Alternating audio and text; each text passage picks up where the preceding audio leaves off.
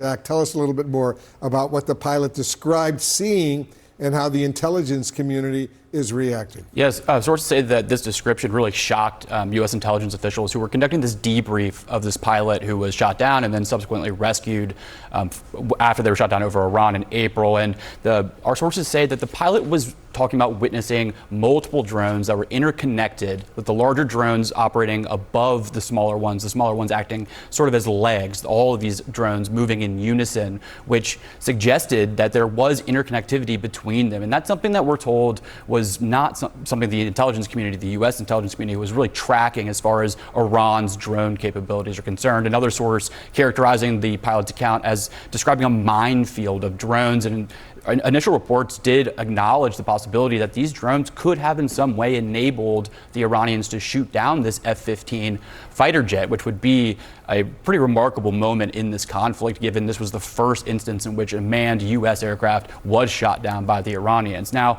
there are some questions as to whether or not this pilot did actually see what he described as seeing in this debrief. For one, the pilot was concussed from being shot down, and two, this was actually the second time he had been shot out of the sky during the weeks-long conflict with Iran. He was one of the pilots that was hit by friendly fire over Kuwait just a few weeks before that, too. But all that taken into account, this did spark a debate inside the U.S. intelligence community about Iran's drone program and Iran's drone capabilities, and if they were able to achieve this new capability as far as the U.S. was concerned, how did they manage to do that without intelligence agencies seeing that happening? And one idea that is the most likely scenario, if this was in fact the reality of what the pilot saw, that Iran likely needed help from Russia or China in order to do this. Now, there's a trail of evidence that suggests Russia and China have both provided drone technology to Iran, and that's something sources described to me as really the biggest indicator of how Iran could have achieved this capability.